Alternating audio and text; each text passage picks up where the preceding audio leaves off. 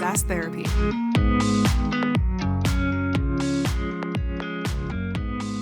Welcome to SaaS Therapy. This is our check-in episode where we do a quick 10-minute highlight of the previous episode of SaaS Therapy. Now, I'm going to do something different. We're just wrapping up with season 1, and I want to review my top 5 favorite learnings of SaaS Therapy in season 1. So I'm going to go down to memory lane. Please join me as we go through this, as I'm going to give you that Reader's Digest. And it's curious, does anybody even know what Reader's Digest is anymore? But I'm going to give you my top 5 learnings from SaaS Therapy episode 1. Learning number 1 comes from Dave Blake. He is the CEO of ClientSuccess.com, and he has a fantastic take on NPS scores. Now, there's a big debate out there. Does NPS scores really matter with our customers? People put a lot of emphasis on NPS scores. Others say, you know what, it's reactive, or it's just how someone feels about their customer success manager. It doesn't actually mean anything when it comes to renewal. And I love Dave's Blake approach to this. So this was lesson number 1, is take every chance to have a meaningful conversation with your customer. So for Dave, they send out NPS surveys probably once a year. But what they do differently is on their NPS scores, if you are somewhere between 70% or higher, those scores actually get funneled to their CCO.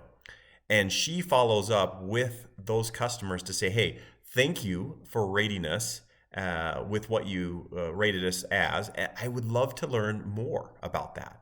And what they're looking for is, 1, to have a meaningful conversation, but 2, is there something that this customer is seeing that would be beneficial for all of their customers? Genius, right? What Dave does then, if there's a score, and I can't remember what the score metric was, I think it might be 40 or lower, then that automatically gets routed to Dave, who's the CEO. How great is that? I mean, wouldn't you love working for that CEO? And he follows up and saying, hey, I see the score came in. I would love to have a conversation around why you rated us with that score. And Dave, 1, he wants to have a meaningful conversation. He wants to understand from the point of the view of the customer what's actually taking place. He wants the customer to make sure that they're being heard. Now, he can't always act on the things that they're having issues with, but he can, what he says, follow up on a lot of those issues that are actually taking place. So lesson number 1, always have a meaningful and take that opportunity to have a meaningful conversation with your customers. Lesson number 2 comes from Kat Kennedy. It blew my mind. If you've gone to college, if you've been to master's program, heck, if you've just been out in business for some time, you've heard this quote. I don't even know who said this quote, but make sure that you have the right people on the bus and they're sitting in the right seat. I think I've heard that 1,000 times over, right? Well, Kat Kennedy, she was, I believe, the CEO of Degreed, and she grew it. She was like one of the first employees and moved up the ranks there. But her understanding or her insight that she brings to this is you have to have the right people on the bus. They should be on the right seat. But then she adds this, but they should be on the bus at the right time. So sometimes you might have some frustrations with hires or employees that you have because they might be a good fit. They might actually be sitting in the right seat, but just not at the right time. So if you're between $1 to $5 million in ARR, you should be looking for people, as she phrases, loves to go into the jungle. They know that there's danger all around them in the jungle, but they also know that there's gold out there, and they're excited about that opportunity to go out there, right? So she's saying that as your company grows, there's certain characteristics of individuals that you want to have during that growth time. And so she reviews that. Go back, listen to Kat Kennedy, the right person, right seat, but also make sure it's at the right time that they're joining and getting put on your bus. Lesson number 3 is from Todd Kirk, my co-host. This will probably, help him have a bigger head than he already has. No, just kidding. Todd's a great guy, very humble. But Todd, what he talks about is we are not asking the right questions. So everybody in the SaaS world is saying, how do we get our customers to be more engaged?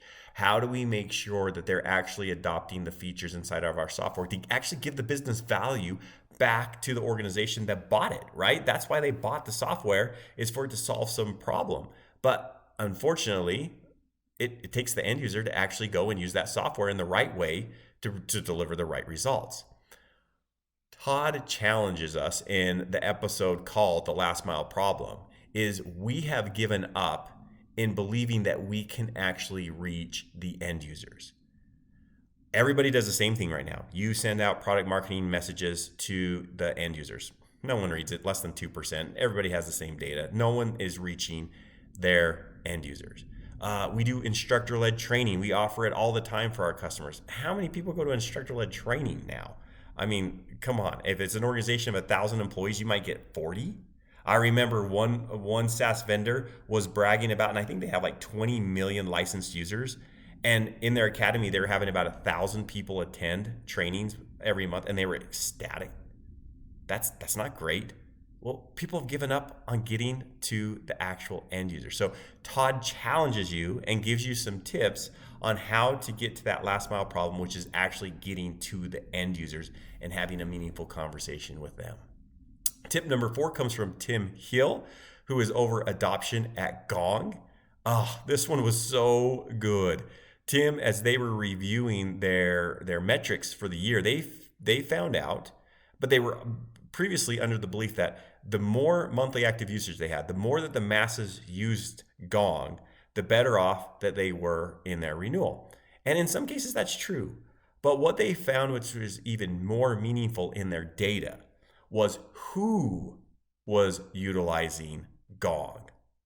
And it comes to find out that if they had executive team members, if they had senior leadership members using Gong for dashboards, for insights, for feedback, for product enhancements, if leadership was using Gong, the renewal almost always took place. Because what takes place if the CFO is consistently checking Gong and says, gosh, I'm noticing that half our sales team isn't in here.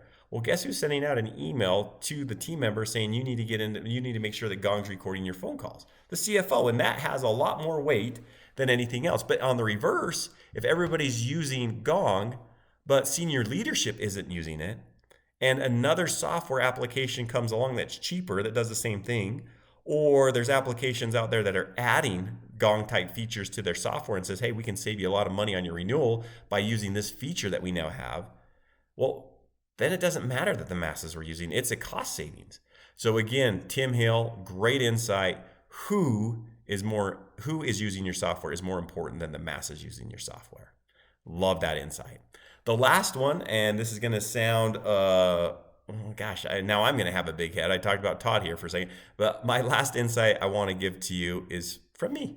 And it was when I reviewed MEDPIC, which is a sales methodology. And inside of MEDPIC, I won't go through all of those acronyms of what they mean, but the one I do want to focus on is a champion versus a coach. And I think you've probably heard this theory, the watermelon theory, that what they mean by that is you have a renewal upcoming, everything looks green, right? You think this looks fantastic, just like a watermelon, but when that watermelon gets cut open, it's red on the inside, you lose that renewal. One of the major reasons why people lose their renewals is because the point of contact they're working with is a coach and not a champion. Meaning that if they're a coach, what they're doing is they're guiding you through who you're up against. They're giving you information about, maybe what the success metrics will be, or hey, this other SaaS vendor has the leg up on you because of this and this, and they're trying to coach you through the process, right? But you're thinking this is fantastic. But guess what? That coach is also coaching the other SaaS vendors because they want to be liked. They want to make sure they have a good relationship with whatever SaaS vendor they choose. A champion has these 4 key characteristics. Number 1, they have influence at the organization. When they say, I need this software to do my job, it means something. They fight for you when you're not allowed in the boardroom.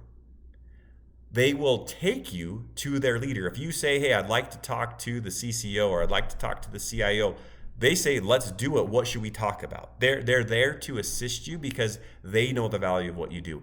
And the last indicator that you have a champion is they know that your software does something for them. It either promotes them, it helps them in some way, and they want this renewal just as much as you. So those are my top 5 highlights of SaaS therapy. Go take a listen, like, share, review, and we appreciate you always joining us for SaaS therapy and helping you maintain your most important relationships, which are your customers. Thanks for joining me.